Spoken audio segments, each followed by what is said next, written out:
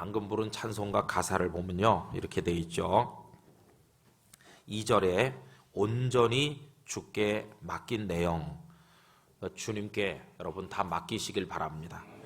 다 맡기면요 어떻게 되는가 했더니 사랑의 음성을 듣는 중에, 다 맡기면은 우리 마음이 평온해지고 우리 영혼의 귀가 열려서 우리 주님의 음성이 들리는 것이죠. 근데 맡기지 않았을 때는 내가 뭔가 이렇게 하려고, 내가 막 이렇게 하려고 할 때는 내 마음이 분주하거든요. 내 마음이 거친 풍랑이 일어나는 바다처럼 내 마음속 소리가 너무나 커요. 나의 지나친 집념, 내가 해내고야 말겠다는 인간적인 의지, 그리고 어떤 나의 인간적인 그 자신감이라고 하는지, 내가 한번 해보겠어, 그런 거, 이게 막 가슴 속에서 소용돌이 치는데 거기에 붙들려 있는 동안에는 우리 주님의 사랑의 음성을 들을 수가 없어요. 그래서 다 맡기면 사랑의 음성이 그때 우리 귀에 주님의 속삭임이 들려온다고 믿습니다. 3절은 더 참 가사가 너무너무 아름다워요. 주 안에 기쁨을 누리면 마음의 풍랑이 잠잠해지는데, 그 이전에는 왜 마음의 풍랑이 잔잔해지지 않았느냐? 내가 막 하려고 하니까요. 내 욕심에 사로잡혀서 내가 뭔가를 하려고 하는 동안에는 마음의 풍랑이 잔잔하지 않았는데 주님께 다 맡겼어요. 주님께 다 맡기고 항복했어요. 내 노력과 내 능력의 한계를 고백했어요. 그리고 내 힘으로 아무리 해도 안 된다는 사실을 하나님 앞에 아뢰고 두 손 들고 하나님 앞에 나가서 다 맡겼더니 이제는 내 마음에 평온함이 오면서 기쁨을 누리게 됐어요. 내 마음에 기쁨 넘치는 그런 상황이 이제 오게 된 것이. 마음이 평온해지니까요, 그 전에는 보이는 게 많았어요. 우선 제일 크게 보이는 건 우리 자신이죠. 나 자신이 막 굉장한 인물같이 보여요. 내가 그래도 대단하다. 그 다음에 내가 이룬 업적이 아주 커 보이고, 내가 세상 사람들 앞에 굉장히 명예로운 존재처럼 보이고, 나의 이름 석자가 아주 빛나는 이름같이 보이고, 전부 내가 보였어요. 그런데 주님께 모든 걸 다 맡기고 그 음성을 들으면서 내 마음의 풍랑이 다 잔잔해지고 이렇게 되고 나니까 이제 다른 건 아무것도 안 보이는데, 그 3절의 두 번째 단의 가사가 참 마음에 듭니다. 세상도 나도 간 곳이 없어요. 세상과 나는 이제 보이질 않아요. 그 누구만 보이는가? 구속한 주님만 보이는 것이에요. 세상과 나는 간 곳 없고 구속한 주만 보이도다. 이제는 내가 안 보이죠. 세상도 안 보입니다. 세상에 부귀 영화 좋은 것들 따라서 그동안 불나방처럼 살았었는데 그 모든 게 이제는 안 보이기 시작했어요. 그렇게 좋아 보이던 화려한 세상이 이제 눈에 들어오지 않아요. 그리고 그렇게 대단해 보이던 이 교만하던 나 자신도 이제는 눈에 보이질 않아요. 그러면서 오직 주님만 보이는 것이에요. 여러분, 이런 영적인 비전은요, 느부갓네살 왕의 꿈에 나타난 것과 똑같습니다. 느부갓네살 왕이 어느 날 꿈을 꿨는데요, 거대한 신상 꿈을 꿨죠. 그죠? 여러분, 머리는 뭘로 만들어져 있었습니까? 꿈속의 신상이 금으로 만들어져 있고, 이 어깨 쭉지며 이쪽에는 은으로 만들고, 그 밑에는 노수로 만들고, 그 밑에 다리로 내려가니까 철로 만들고, 발가락 있는데 발로 내려가니까 지늘가고 흙이 그 철이 막 이렇게 섞여 있는 거예요. 근데 얼마나 거대한 신상인지 대단해요. 그런데 여러분, 어디서 날라왔는지 알 수 없는 조그만 돌멩이 하나가 쌩 날라오는데, 이게 그 거대한 신상을 땅 하고 치니까요, 신상이 확 무너져가지고 가루가 돼서 흩어져 버리는 거예요. 이 신상이 상징하는 건 세상의 권력, 세상의 부요함, 세상의 명예와 어떤 인간적인 그런 것들, 이게 그 신상으로 상징되는 거예요. 그게 우주를 지배하고 우뚝 서가지고 사람들이 위에 군림하고, 사람들은 다 그 앞에 와서 엎드려서 절을 했어요. 그 신상 앞에 경배를 올렸죠. 이게 사람들이 세상을 숭상하는 것이, 세상의 나라, 세상의 제왕들, 세상의 부귀와 영화들, 그런 것들 앞에 엎드려 절하는 것이죠. 이 느부갓네살의 꿈에 나타난 신상은 바벨론 제국, 헬라 제국, 그 다음에 나중에는 그 로마 제국에 이르기까지 여러 앞으로 나타날 나라들을 상징하는 것인데요. 거기 파사 제국도 있고요. 근데 이런 것들이 다 이제는 무너져서 가루가 돼요. 아무것도 보이질 않아요. 그럼 맨 마지막에 남는 게 뭡니까? 그 조그마한 돌멩이가 땅 하고 치니까 가루가 됐는데 그 돌멩이가 점점 커져가지고 온 세상을 가득히 채운다는 것이, 그 돌멩이가 상징하는 게 바로 우리 구주 예수님이시거든요. 예수님이 세상의 모든 것들을 다 부수고 예수님만 꽉 차는 거예요. 세상 나라가 무너지고 하나님의 나라가 그 자리를 꽉 채우는 것을 말씀하는 것이에요. 여러분, 지금 우리 마음속에도요, 세상이 꽉 차 있고 그 다음에 나라고 하는 존재가 꽉 차 있는데, 정말 은혜를 받고 나면 그런 것들이 다 사라지고 세상과 나는 간 곳이 없고 구속한 우리 구주 예수님만 우리 마음속에 꽉 차야 될 줄 믿습니다. 이게 신앙의 아주 중요한 기본 구도고 이제 원리인 것이죠. 그렇게 되기까지가 우리의 고단한 삶이라고 할 수 있고, 그렇게 된 이후는 자유하는 그리스도인의 삶이라고 말할 수 있어요. 그렇게 되기 이전에는요, 이스라엘 사람으로 사는 거예요. 그렇게 된 이후에는 이제는 이 지상에 있는 이스라엘 사람으로 사는 게 아니라 새로운 영적 이스라엘로서 하나님 나라의 백성으로 사는 것입니다. 이 지상에 있는 이스라엘로 사는 동안에는 무엇에 매여서 사느냐 하면은 율법에 매여서 사는 거예요. 이스라엘 사람들은 율법을 붙들고 살거든요. 내가 율법을 지켜서 의를 얻으리라, 내가 율법을 지켜 살리라, 내가 율법을 완벽하게 지켜서 하나님을 감동시켜 보겠다, 이런 식으로 하거든요. 그런데 아무리 해봐도 안 됐어요. 그래서 어느 날 자기 자신의 무능함을 온 세상 앞에 고백하고 하나님 앞에 항복했어요. 그랬더니 인생이 무너져 내리고 망가진 것이 아니라 두 손 들어 항복하는 그 순간 말로 다 할 수 없는 평화가 그 마음속에 오면서 그렇게 자기가 얻고자 했던 구원과 하나님의 은혜가 이미 자기 코앞에 와 있다는 사실을 발견하게 되는 것이에요. 그래서 기뻐 뛰게 되는 것이에요. 여러분, 우리 구주 예수님께서 저 하늘 보좌에 계시는데요, 누가 특사로 올라가 가지고 엎드려 절하면서 예수님, 이 세상에 좀 와주시겠습니까? 우리 온 인류가 당신이 오시기를 기다리고 있습니다. 그러면서 이 세상 사람들이 누구를 예수님께 파송했나요? 특사로 보냈습니까? 아닙니다. 예수님께서 저 하늘에서 너희들 하는 거 봐가면서 내가 내려가든지 말든지 하겠다. 너희들이 율법을 잘 지켜서 말이야, 아주 훌륭하게 살면 내가 한번 너희들을 위로하기 위해서 방문해 줄게. 뭐 그런 조건을 내밀었습니까? 그런 것도 아닙니다. 여러분, 우리가 이 세상에서 율법을 완벽하게 지켜가지고 정말 잘했으면요, 예수님이 오실 필요가 없어요. 우리가 율법 잘 지켜서 죄 안 짓고 완벽하게 사는데 예수님 뭐하러 오시겠습니까? 그런 것도 아니거든요. 그러면 예수님이 저 무덤 속에 십자가에서 죽으셔서 들어가셨을 때 우리가 모여가지고 저 무덤에, 그 무저갱에, 죽음의 자리에 특사를 보내가지고 예수님 거기 계속 계시지 말고 부활하셔서 다시 오시는 게 어때요? 이렇게 우리가 무슨 초청장을 보냈습니까? 그런 것도 아닙니다.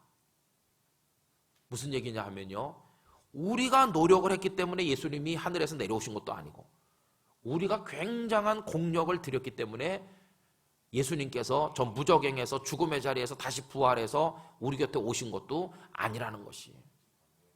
예수님께서 하늘 보좌를 비우시고 우리의 구주 그리스도가 되셔서 세상에 오신 것도 우리의 노력 때문이 아니라 하나님의 은혜로 된 것이고, 예수님이 죽으셨으나 부활하셔서 우리의 영원한 생명의 구주가 되셔서 우리와 함께 하시는 것도 우리의 노력에 의해서 된 것이 아니라 하나님의 무한하신 은혜로 된 것이라는 것이에요. 이 그리스도 예수님의 인격과 그 삶을 통해 이루어진 그 모든 것이 복음이라고 하는 포장지에 쌓여가지고 우리에게 주어졌고, 우리는 그 복음 말씀을 믿는 사람들이 됐어요.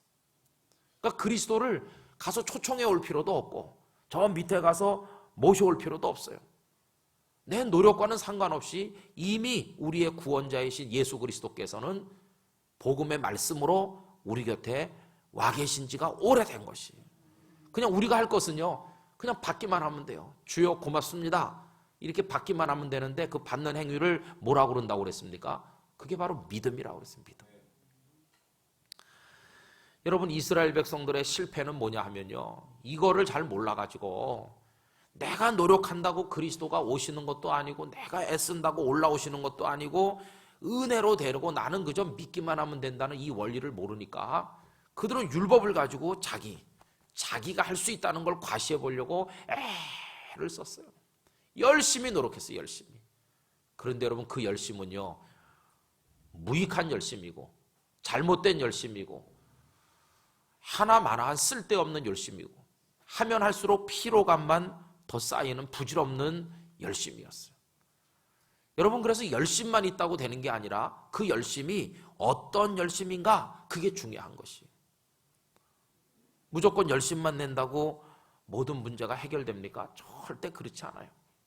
올바른 정보를 알면요, 애 안 써도 금방 쑥 되는 거예요. 오래전에 제가 르망 승용차를 타고 다닐 때, 그 르망 승용차를 처음 타는 날 교회 앞에 이제 갖다 놨거든요. 그래가지고 임시 번호판이 붙었는데, 이거를 언제 운전을 해본 적이 있습니까? 그래갖고 우선 일단 앉아봤어요. 앉아가지고 천장도 보고 좌우를 다 보고 폼도 잡아보고 막 이렇게 하면서, 근데 문제는 뭐냐면 이게 앞으로는 잘 가는 거예요. 기아를 쑥 넣으니까 앞으로 잘 가요. 오, 잘 간다. 근데 문제는 앞으로만 가지 뒤로는 안 오는 거예요.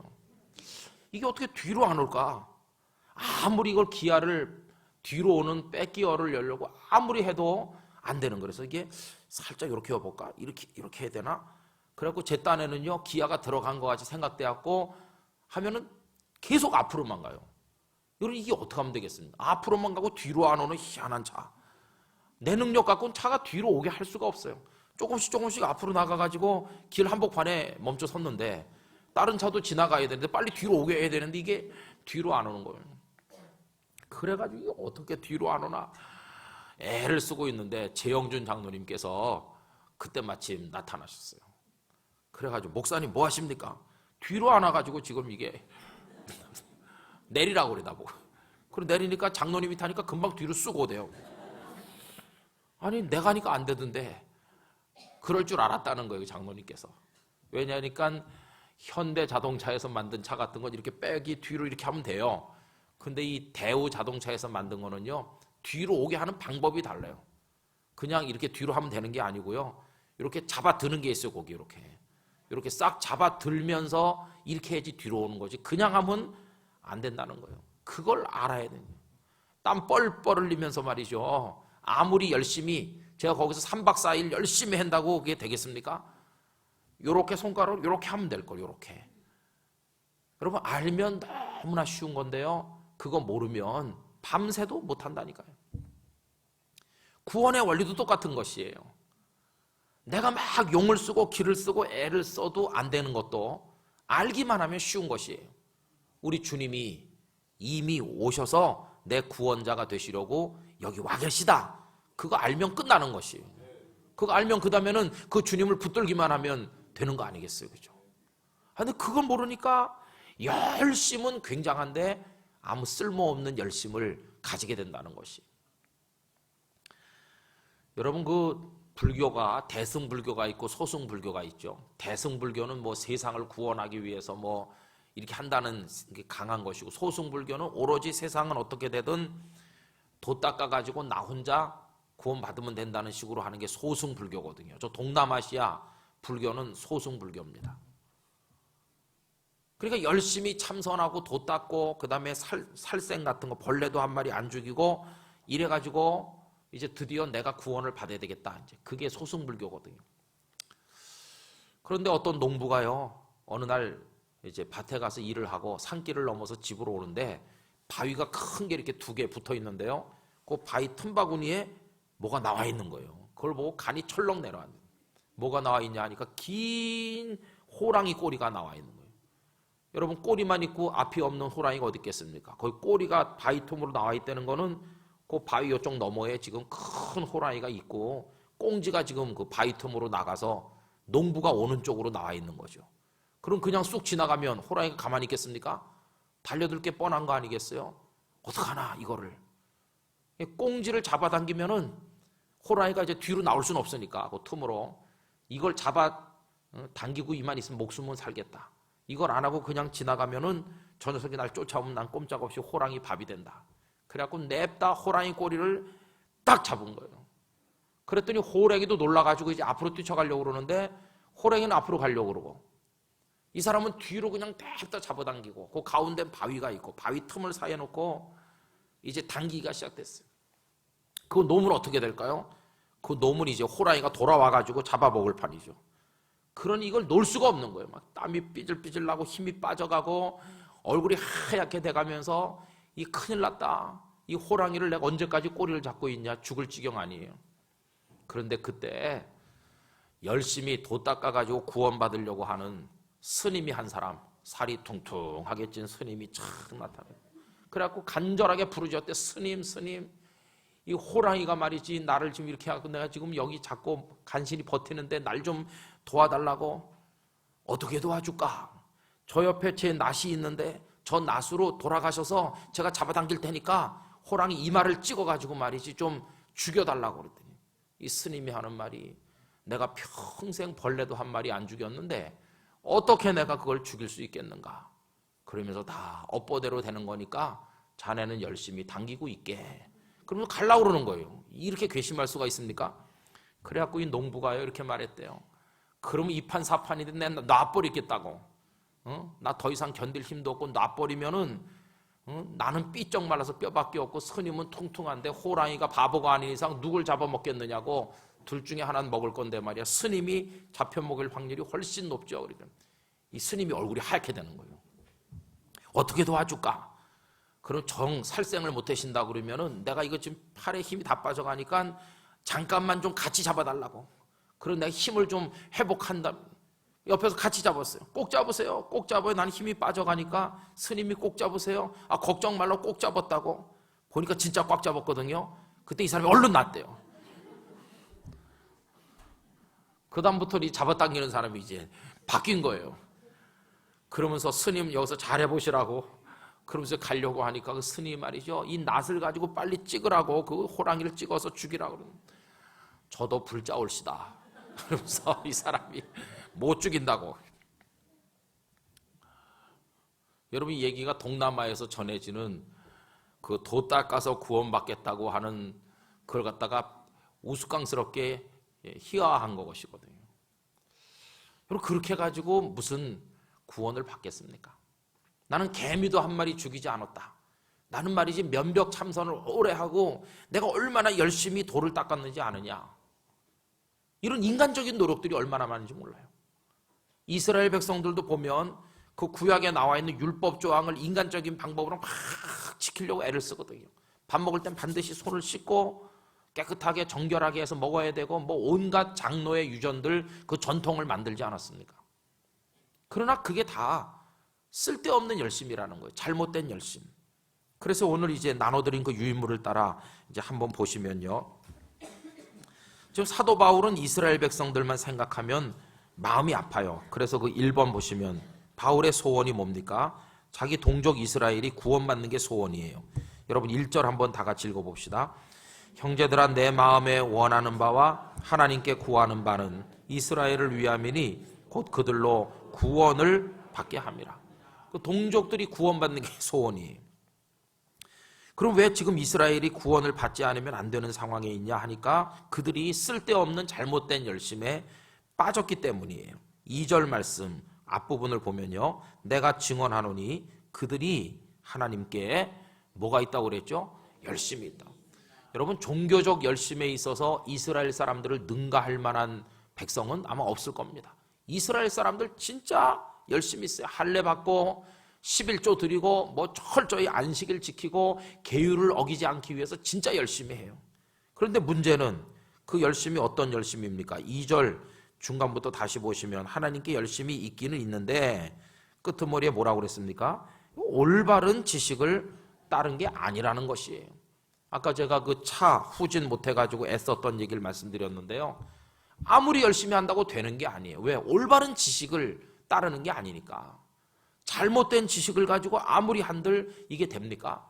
올바른 지식을 가지지 못하면 잘못된 지식을 가진 사람은 아무리 애써도 소용이 없다, 그런 얘기입니다.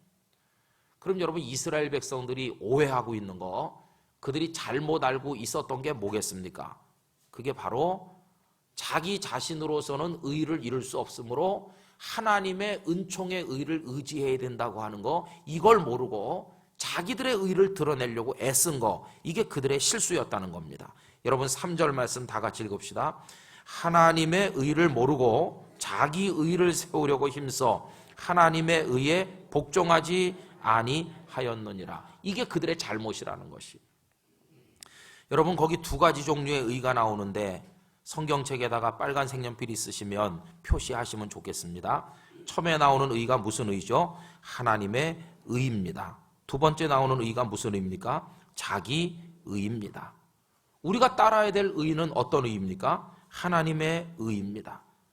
하나님의 의를 따라야 되는데도 불구하고 이스라엘 백성들은 하나님의 의는 알지를 못하고 오로지 자기 의를 한번 과시해 보려고 애를 쓰다 보니까 하나님의 의는 알지도 못하고 복종할 수도 없는 지경에 이르게 됐다는 것입니다. 그럼 여러분, 자기 의를 이루려고 애쓰다가 실패한 사람들 성경에 무수하게 많이 나오는데 그 예를 하나 들면 창세기 11장에 나오는 바벨탑 사건을 얘기할 수 있죠. 이 사람들이 다 같이 모여가지고 말했습니다. 자, 우리가 벽돌을 만들자. 이 벽돌로 돌을 대신하자. 요 얼마 전에 새벽기도 시간에도 우리 생각했었는데 벽돌과 돌은 어떻게 다릅니까? 돌은 하나님이 자연세계 속에 만든 겁니다. 이건 하나님의 작품입니다. 벽돌은요, 사람의 인공이 가해져가지고 사람이 만들어낸 게 벽돌입니다. 근데 이 벽돌로 돌을 대신하자는 것은 하나님이 만든 돌은 던져버리고 우리 인간들이 만든 벽돌로 하자는 겁니다. 하나님 버리고 우리가 하자. 그 다음에 역청으로 진흙을 대신하자. 진흙은 하나님이 만든 창조세계 속에 있는 건데요, 역청은 사람이 거기다가 가공을 한 겁니다. 땅에서 퍼올린 기름에 가공을 한 거죠. 그걸로 대신한다는 거는 하나님의 것은 다 뒤로 내버리고 우리가 노력해서 만든 것으로 한다는 겁니다. 그럼 뭘 만듭니까? 높은 대를 쌓아가지고 하늘 끝까지 닿게 하자. 그래서 그 목적이 뭡니까? 흩어지지 말고 우리의 이름을 내자는 것이에요. 자기들의 이름 석자를 알리자는 것이에요. 하나님의 방법으로 하나님의 영광을 위하여 하나님의 뜻을 따라, 그게 아니고 내 방법으로 내 뜻을 따라 내 영광을 위하여 나를 드러내고자 하는 바로 그거. 그래갖고 쌓아 올린 것이. 그런데 그 결과는 여러분 잘 아시잖아요. 하나님께서 인생들이 쌓는 그 대를 보려고 강림하셨다가 그들의 언어를 혼잡케 하시니까 그게 다 무너지고 말았어요. 바벨탑이 무너졌다는 사건은요, 인간적인 노력은 다 무너진다고 하는 것을 우리에게 웅변적으로 보여주고 있는 사건인 것이에요. 우리가 노력하고 우리가 애쓰고 내가 할 수 있다고 하는 자신감을 가지고 뭔가 쌓아 올리는 것은 그 결말이 다 뻔하다는 것을 말해주고 있어요. 이 교회도 마찬가지입니다. 우리가 열심히 하지 않냐? 물론 기도 열심히 해야 되고 하나님 말씀도 열심히 배워야 되고 전도도 열심히 해야 돼요. 그러나 그 모든 것들이 다 귀하지만 무엇의 기초 위에서 이루어지는 열심히 해야 되느냐 하면은 하나님의 은혜와 말씀의 기초 위에서 이루어지는 것이어야만 된다는 것이에요. 하나님의 것을 빼버리고 우리가 만든 벽돌과 우리가 만든 역청으로 그걸 대신해서 아무리 열심히 해본들 이 교회는 바벨탑 무너지듯이 무너질 수밖에 없습니다. 여러분이 가장 중요한 성경적인 원리를 우리 개인의 삶에 적용할 수 있기를 원합니다. 내 자신의 인생도 똑같은 것이. 그래서 이스라엘 백성들이 열심은 있었는데 잘못된 지식에 의지해서 쓸데없는 열심을 가지고 바벨탑을 쌓듯이 해왔다는 거예요. 그러다 보니까 자기 의도 제대로 드러나지도 못하면서 하나님의 의도 알지를 못하는 지경에 이르러 멸망에 빠지게 되니까 바울 사도가 지금 가슴이 답답한 것입니다. 여러분, 자기 의를 세울 수 있는 사람이 이 세상에 존재할까요? 한 사람도 없습니다. 자주 말씀드리지만 의인은 없나니 한 사람도 없다고 그랬어요. 목사부터 시작해서 이 세상의 모든 기독교인들은 다 죄인입니다. 죄인. 우리는 애초부터 하나님 앞에 의인이 못 됩니다. 그런 사람들이 모여서 하나님이 주신 직임에 따라 목사가 되기도 하고 장로님이 되시기도 하고 다 이렇게 된 거거든요. 우리 성도들은요, 목사님은 그래도 우리랑 다를 거야 이렇게 생각하지만 다를 거 아무것도 없습니다. 저도요, 감자탕도 잘 먹고 쌈밥도 좋아하고 저도 다 똑같아요. 보신탕도 좋아하고 많이 먹으면 배탈도 나고 다 똑같아요. 사람이 피곤하기도 하고 게을러질 때도 있고 다 똑같은 것이에요. 그런데 어떻게 목사님 매번 예배 한 번도 안 빠지잖아요. 그럼 예배를 안 빠지지 그럼 내가 어떻게 빠지겠습니까? 제가 이번 돌아오는 주일날 무단 결석하면 여러분들이 얼마나 충격을 받겠습니까?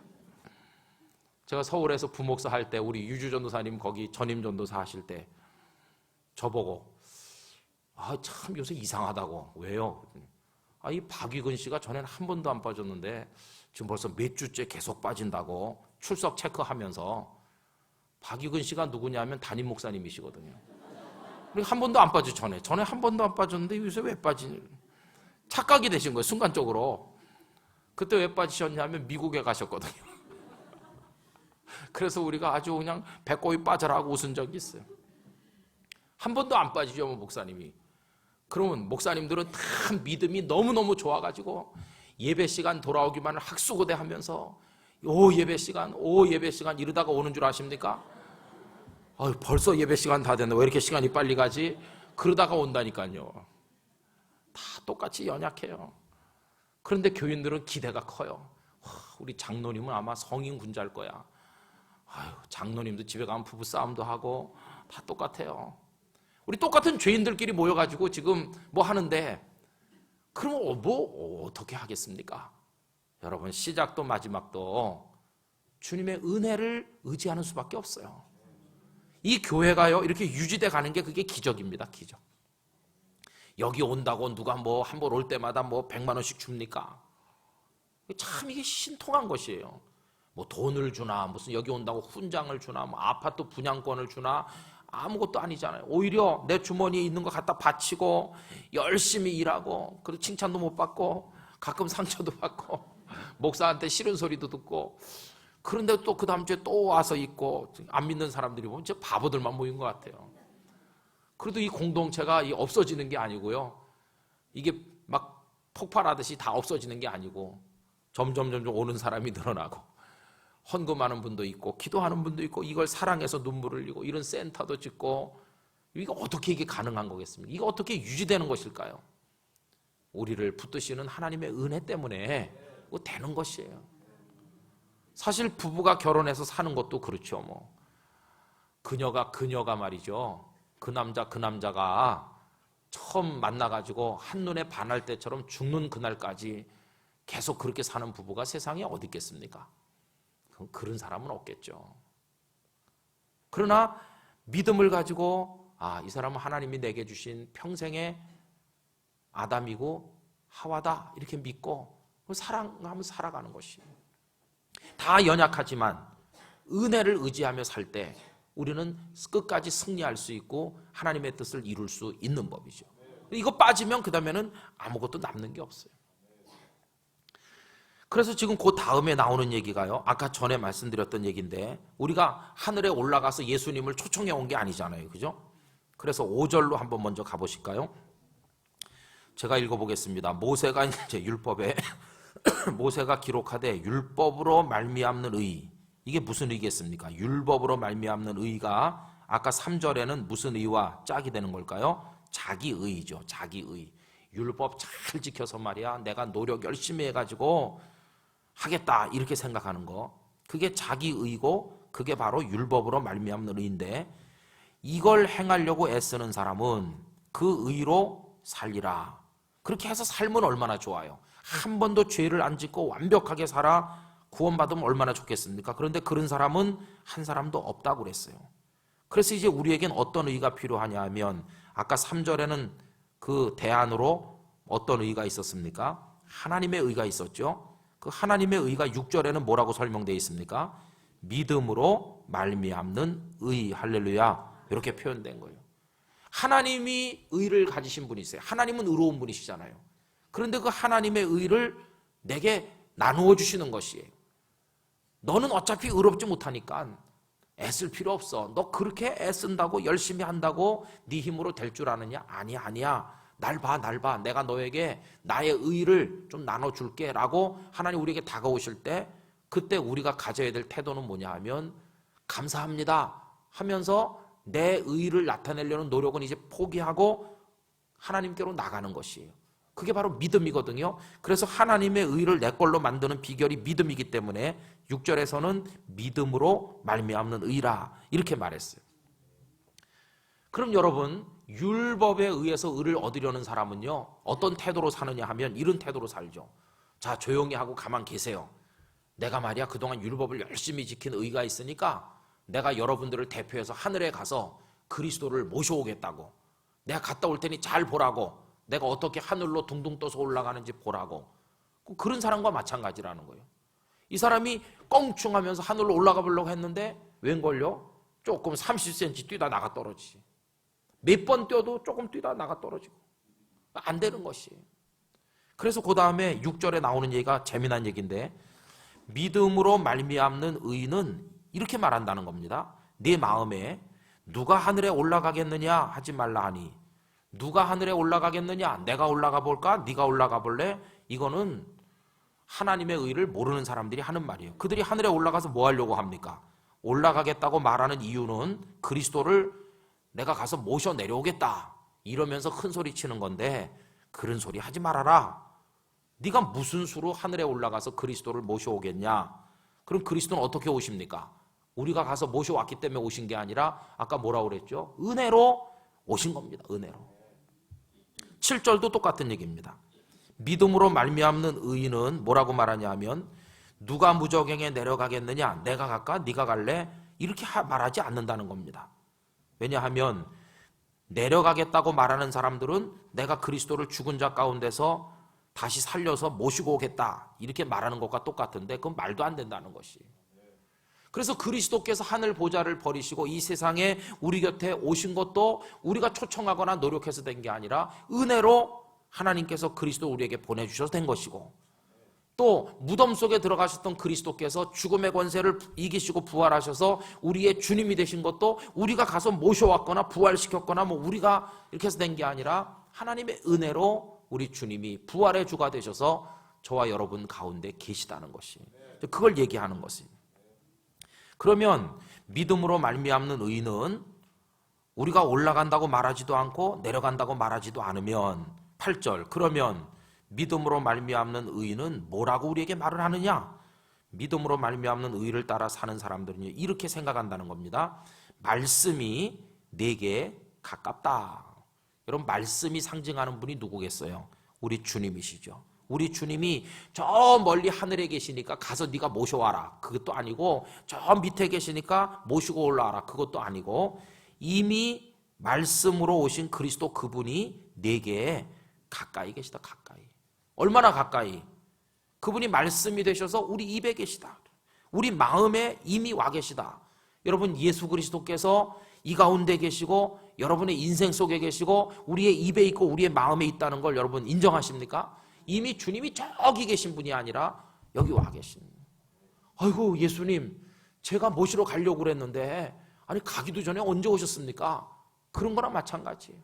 그럼 주님께서, 야, 네가 어떻게 오냐? 거기가 수억 마일리 떨어진 곳인데 네가 말이야 고물차 몰고 어떻게 수억 마일리를 날 데리러 온다면, 말도 안 되는 소리 하지 마라.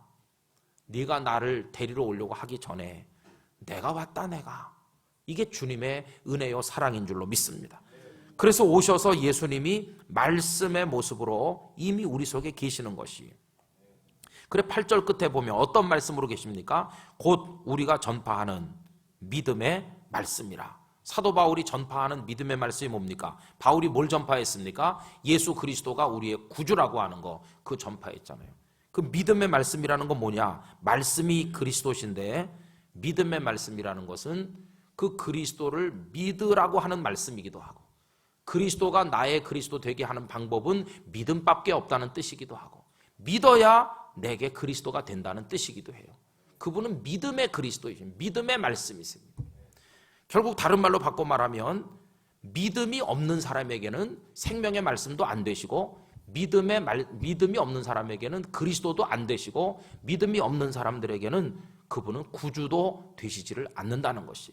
그러나 다른 거 없어도 우리 속에 믿음이 있으면 믿음 있는 자에게는 그분이 구주가 되시고 친구가 되시고 위로자가 되시고 생명이 되시고 은총이 되시고 의가 되어주시고 우리의 모든 것이 되시는 줄로 믿습니다. 그리고 결국 이 말씀이 강조하는 결론이 뭐냐 하면은 이제는 네가 뭘 잘 지켜가지고 하늘에 올라가서 어쩌고 이렇게 하지 말아라. 이제 그건 아니다. 그건 아니고 믿어라. 그분 예수님이 이미 너에게 말씀으로 와 계시다는 사실을 인정하고 그분을 마음으로 믿고 입으로 오 나의 주님 나의 그리스도이십니다 이렇게 시인해라. 믿는 자에게 구원이 임한다. 그걸 오늘 말씀이 결론적으로 얘기하는 것이죠. 그래서 여러분 이제 9절 10절은 유명한 요절인데 다 같이 읽어봅니다. 네가 만일 내 입으로 예수를 주로 시인하며 또 하나님께서 그를 죽은 자 가운데서 살리신 것을 내 마음에 믿으면 구원을 받으리라. 사람이 마음으로 믿어 의에 이르고 입으로 시인하여 구원에 이르느니라. 할렐루야. 그 2절에는 빨간 줄을 치셔서 여러분 암송하시면 좋겠습니다. 마음으로 믿어 의에 이르고 입으로 시인하여 구원에 이른다. 그럼 입으로 시인하는 것보다 먼저 돼야 될 게 뭡니까? 마음으로 믿는 것이죠. 그러니까 입으로 아무리 예수님은 나의 구주이십니다라고 말해도 마음속에 믿음이 없이 말하는 것은 가짜라는 뜻이죠. 우리 교우님들의 마음에 예수님을 그리스도 구주로 믿는 믿음이 확실하게 되시기를 축복합니다. 그리고 그것을 여러분의 입으로 시인하시길 바랍니다. 사람들 앞에 가서 나는 예수 그리스도를 나의 구주로 믿습니다 이렇게 시인해야 되는 것이. 마음으로 믿고 입으로 시인하여 구원에 이른다. 그리고 11절 성경이 뭐라고 말씀했냐? 누구든지 그 사람이 어떤 죄인이든지 그 사람이 뭐 할례 받고 율법을 지키던 유대인이든지 그런 게 뭔지도 모르는 이방인이든지 남자든지 여자든지 부자든 가난하든 누구든지 그분 예수 그리스도를 믿는 자는 부끄러움을 당하지 아니하리라.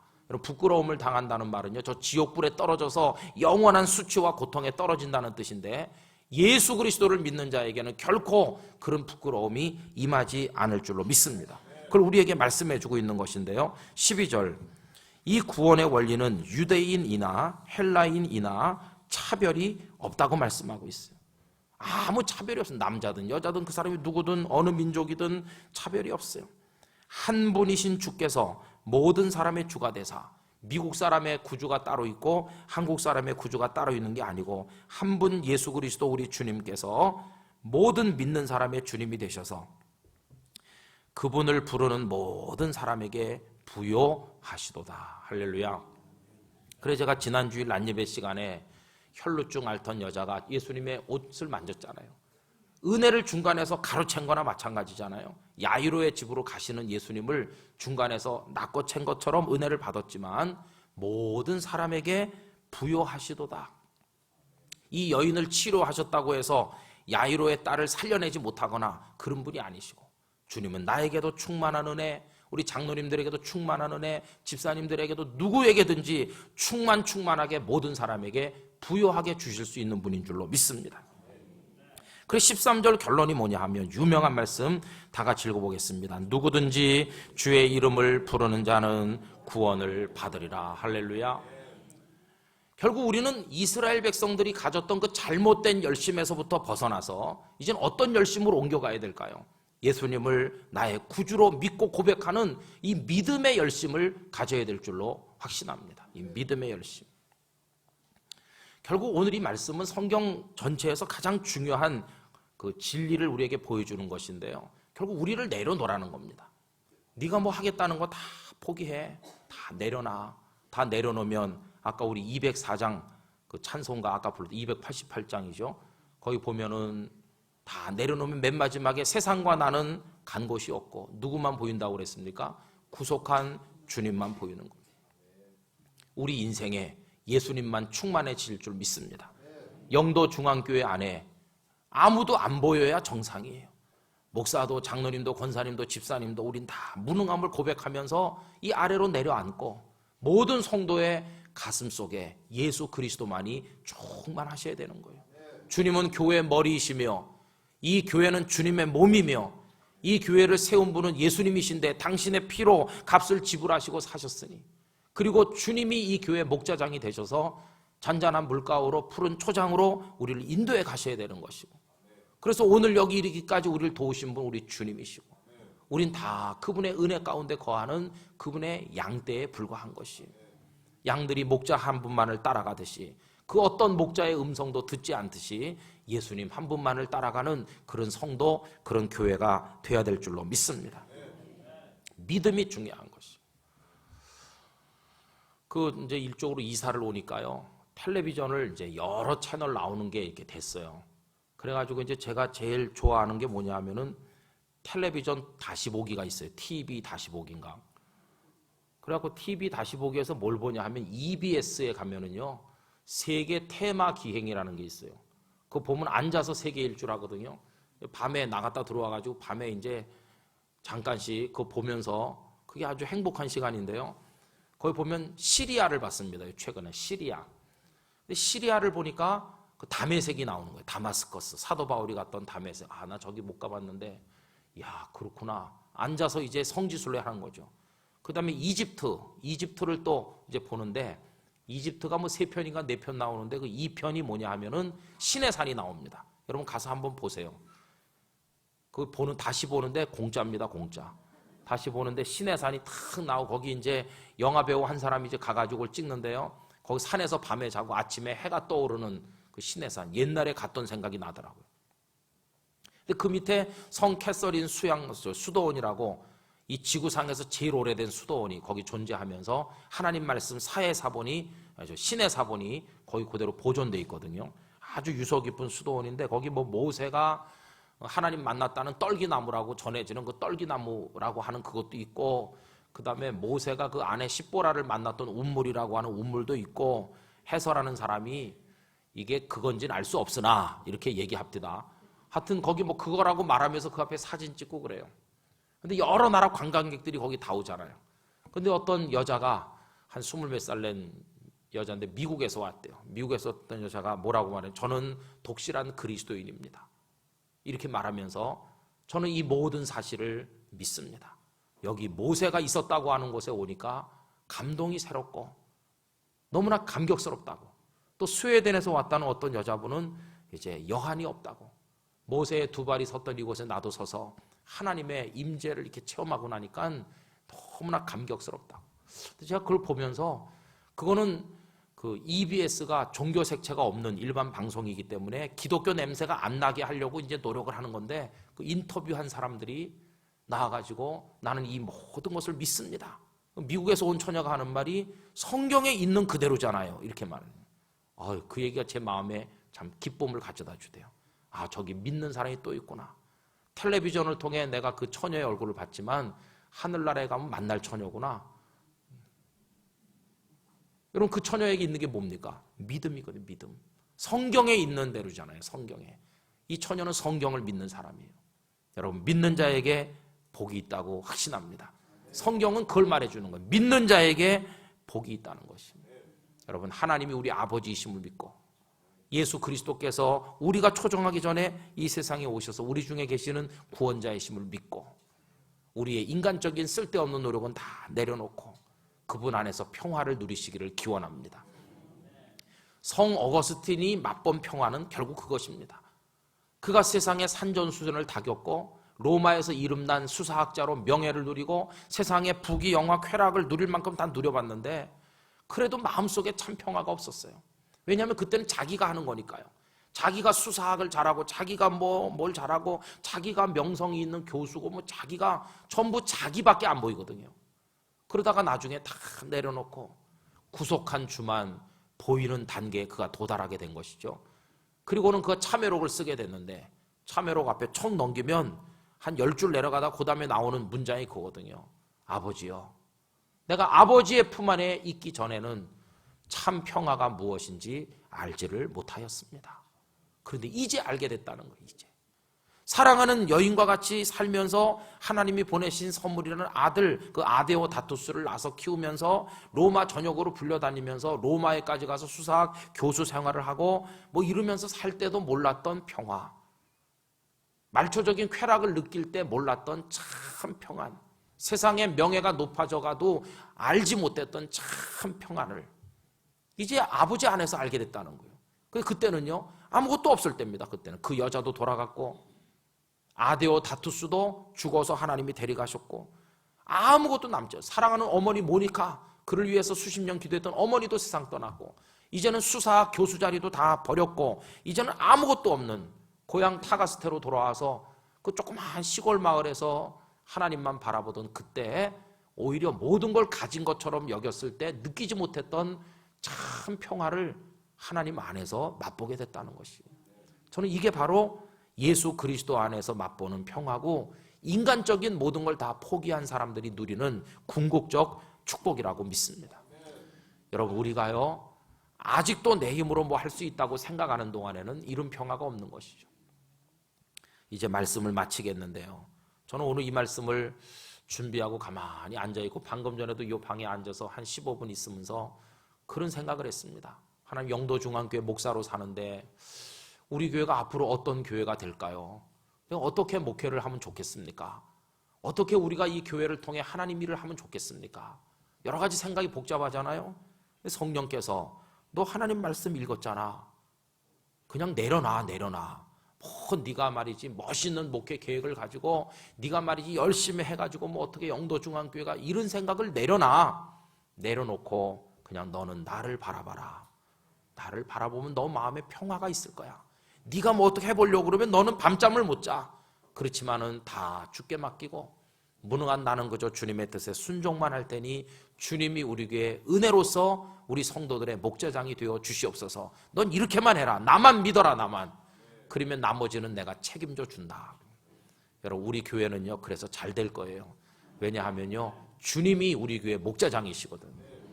우리 교회는요 잘 될 수밖에 없어요. 주께서 우리 교회를 맡아주실 거니까요. 우리가 맡겨야 돼요. 근데 안 맡기고 계속 움켜쥐고 있으면 하나님께서 니네들끼리 잘해봐라, 고생 되게 해봐라, 그러면서 주님이 도와주시지 않는 거예요. 우리 장로님들도 당회할 때도 주님께 다 맡기고, 재직들 재직회 할 때도 다 맡기면 재직회고요, 안 맡기고 하면요 죄짓기회고, 그런 마음의 평화도 없고. 여러분, 행복한 성도 되시기를 축원합니다. 그 구원의 그리스도 우리 주님 우리 가운데 이 자리에 계신 줄 믿습니다.